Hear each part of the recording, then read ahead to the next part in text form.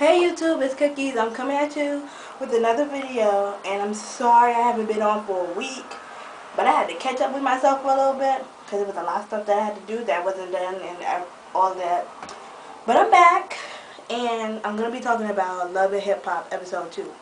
Now, episode 1, it was online already, so I didn't feel like a need to discuss it, and by the time I wanted to discuss it, it was Thursday.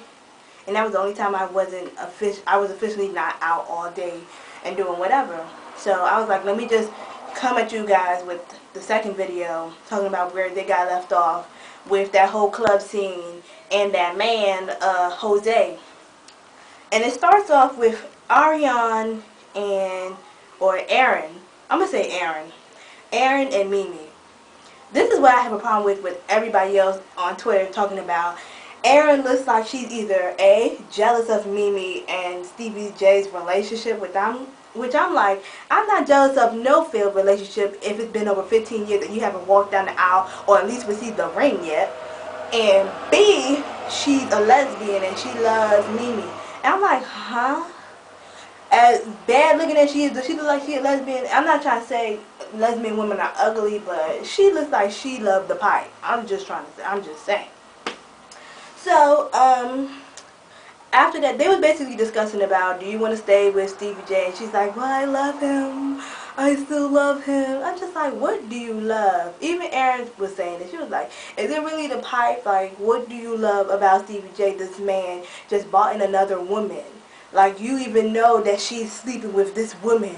What are you doing? So, Erin, I commend her for being a good friend.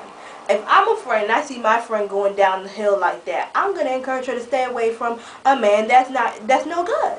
Point blank, period.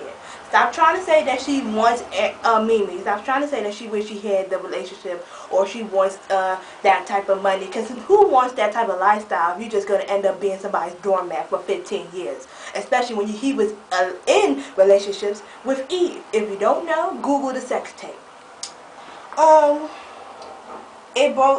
The story went to, who was next?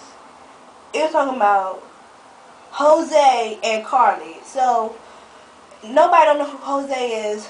Y'all know, Jose Hernandez, that man, Jocelyn. I don't like saying the name because I still think that's a man to this day.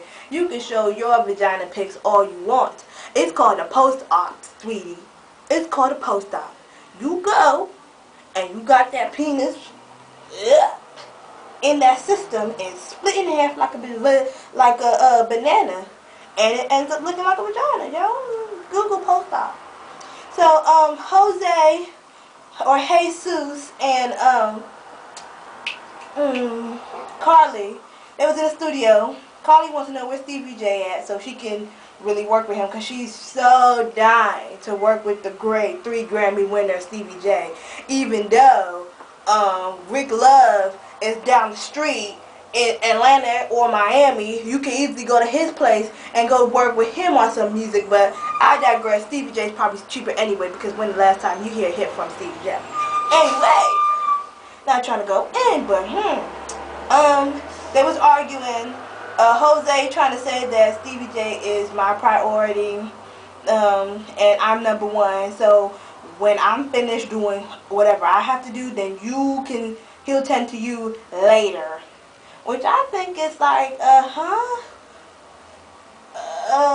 since when do you have the authority to speak on behalf of your manager and tell him what he needs to do before you can? Like, that's something that his lady should do.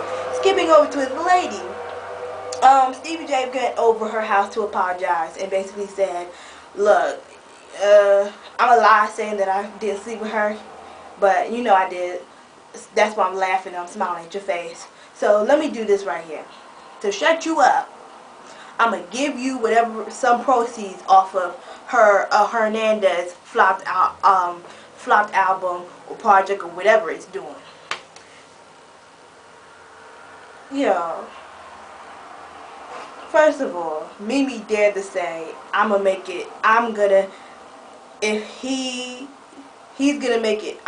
him hurt the place where he will feel the most in his wallet. How? Mimi, if you haven't done already, the word is child support. That's the words you must say. Child support. I'll see you in court. Those two words, that whole sentence, that will scare a man to death. That'll make his balls shrivel back up. Like, you talking about you getting proceeds from a flopped album, and on top of that, she dared say 20%. 20% of what? That's why I didn't understand. So, moving on, it went to Erica and her mother. Y'all know I don't like to go in on mothers, but I have to say it. I'm sorry. Can somebody, if you do have a mother named Mignon and you are African American, please comment below and say, this is me. This is my mother. But I honestly never met one before. Not with any Asian name. Not Mignon, not Lee, not Yi, not Xenon, not no type of Asian name. Nothing. Unless it has an Asian ethnicity there. Like, unless that Mignon mother had a daddy, that other daddy, who's Asian, and the generation came down and the mother named her Mignon. You guys, I tried so hard to know exactly what in God's name gave her mother the thought of calling her daughter a Mignon. But just when you haven't seen Ratchet, or just when you haven't heard Ratchet, you just see it, and you're like, I'm sorry, I have to be surprised, but let me not go on her mother and her baby hair, because she's trying to at least be there for her daughter. And that's basically what the conversation was about, as well as, what was the second thing? Being with Scrappy.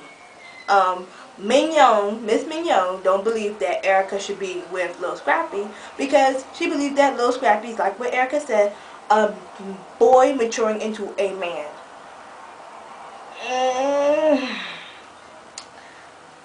I do believe Miss Mignon. I'm on her side. I think Erica needs to get her life together, get herself straightened up and everything, and see what does she really want in a man. Because if you're with a man that you still cannot feel affectionate or compassion for, move on, sweetheart, please. Move on, because you're just wasting your time, and you're wasting his too. You know what I mean? Like, I understand he is the father of your child, but if you don't love him, like love him, that you're willing to do a lot of stuff for, don't do it. Don't do it. Just don't. Anyway, what was the next scene after that? I gotta keep moving. Next scene, because I don't have my notes, you guys, so I'm going off on top of my head. But the next scene was, bingo, Carly met up with Mimi. Was it that part? No. Stevie J tried to sing. It was that part. They was at dinner. Stevie J tried to sing to Mimi and sing these soft. He sounded like a bootleg, let me show you how my vagina works, Brian McKnight. Basically, he sounds like him. Bootleg, scratched up voice a little bit, like an 85-year-old Brian McKnight. And Mimi's here like, oh my god, this is why I love him, you guys. This is why I love him. He can sing songs about me. Meanwhile, I'm on Twitter going in saying, he goes sing the same song to Mr. Hernandez the next day. And he did. Y'all saw the song that he was referring to, right? I'm just saying, side note. So after that, switched on to the next scene where it was Mimi and Carly. So Carly's like, I'm so sorry. I'm just friends with you for a minute and stuff. And if I knew any of this, I wouldn't have said something, especially not like that. But it is what it is. And Mimi was like, you right, you was good for saying that, because I honestly never met this chick before. I don't know her. And all I know is that he's working with her. And to know that they sleeping together just really towards my heart, whatever. Here's what I don't get, you guys. Carly's been friends with Mimi for a while. I'm sure within that 10-15 year relationship with Mimi and Stevie, she should have known that they was in a relationship. Carly should have known. Either that or Mimi's lying, thinking that she'd been in a relationship for 15 years without breaking up at least once or twice and just never been speaking about him to Carly. I don't know, guys. I really don't. Something don't add up. That's how I think it's a little bit staged and a little bit fake and phony right there. What's next? I'm sorry if this is going dark and going light. It's the sun that's doing that. After that, Mimi met up with Hernandez, Jose, and Stevie J to say Stevie told Hernandez that you need that I don't know what you know, but Carly's going to be.